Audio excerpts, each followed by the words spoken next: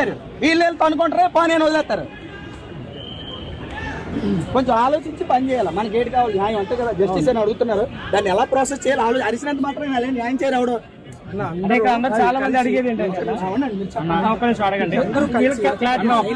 వాళ్ళు పంచనామాలో అన్ని క్లియర్ గా రాశారనేది అందరూ అడుగుతున్నారండి. నేను చెప్తాను ఏం రాశారనేది కొంచెం తెలియదు. పంచనామాలో ఏం రాశారు? మాట్లాడకండి.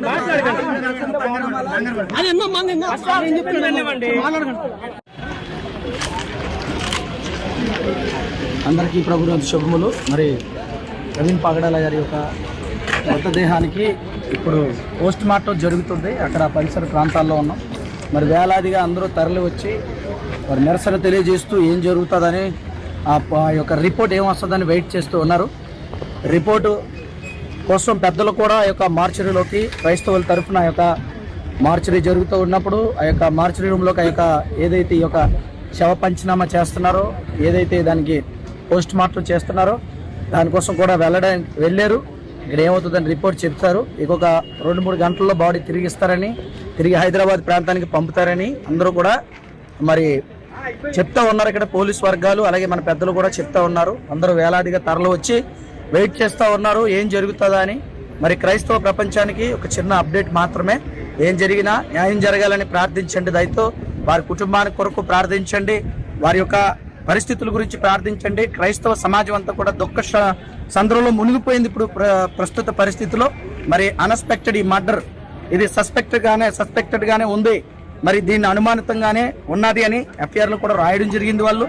తదుపరి యొక్క మరి ఈ శవ పంచనామా లేదంటే పోస్ట్ మార్టం అయిపోయిన తర్వాత ఏం చేస్తారు, దాని తర్వాత ఏం నిర్ణయాలు తీసుకోవాలని క్రైస్తవ సమాజం అంతా కూడా పెద్దలంతా కూడా ఖచ్చితంగా ఆలోచిస్తారు.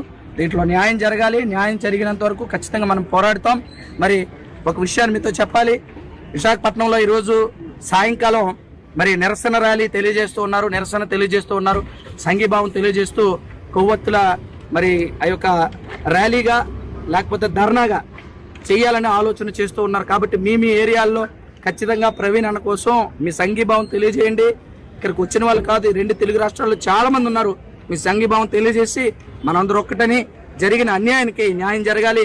ప్రభుత్వాలు కదలాలి, నాయకులు కదలాలి, అధికారులు కదలాలి. అందరూ మనకు న్యాయం చేయాలి. తప్పకుండా వారు కూడా మాట ఇచ్చారు చేస్తామనే.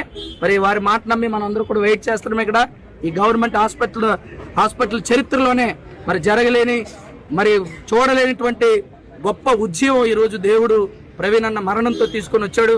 ఈ మరణంలో ఉన్న మిస్టరీ వీడిపోవాలని అందరూ ఎదురు చూస్తూ ఉన్నారు. కాబట్టి ఈ యొక్క కార్యక్రమం సజావుగా జరగాలని దయతో వీక్షిస్తున్న అందరూ ప్రార్థించండి. ఈ కార్యక్రమంలో మరి పెద్ద ఎత్తుగా సోదరులు చెప్పాలంటే చాలా దూరం నుంచి నిన్నటి నుంచి భోజనం కూడా మానేసి అసలు నిద్రాహారాలు ఏం జరుగుతుందని ఎదురు చూస్తున్నారు.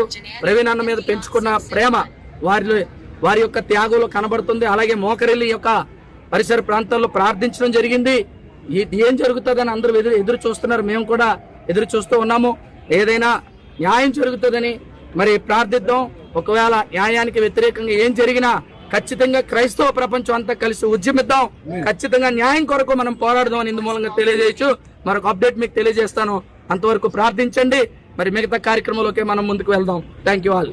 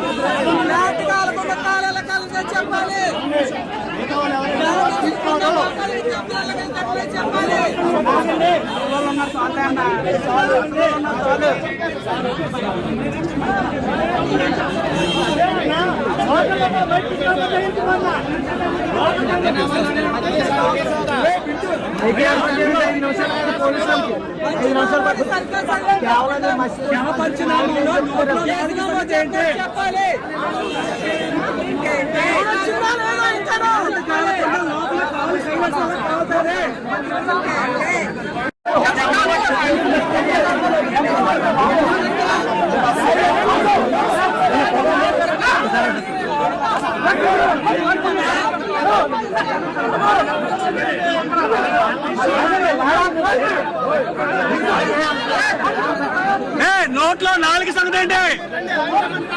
నోట్లో 4 సంగతి ఏంటి? శవ పంచనామాలో నోట్లో 4 చెప్పరా? వినండి వినండి తమ్ముళ్ళు తమ్ముళ్ళు ఒక్క నిమిషం అన్న ఒక్క నిమిషం వినండి అన్న ఒక్క నిమిషం పెదాల మీద గాయాలు ఉన్నాయి రాశారు అది కూడా రాశారు అది కూడా రాశారు బుగ్గ పక్కకి జరిగింది రాశారు బుగ్గ మీద వాపు వచ్చింది రాశారు ముక్కులోంచి బ్లడ్ వచ్చింది రాశారు నోట్లోంచి బ్లడ్ వచ్చింది రాశారు అలాగే ఒంటి మీద ఎక్కడెక్కడ గాయాలు ఉన్నాయో 3 చోట్ల 4 చోట్ల గాయాలు ట్రేస్ చేశారు అవి కూడా రాశారు ఇవన్నీ కూడా రాసిన తర్వాత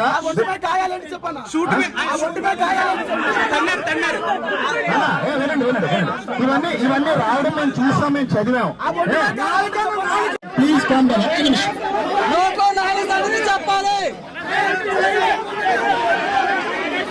ఒక్క నిమిషం మౌనంగా ఉండండి ప్లీజ్ ఒక్క నిమిషం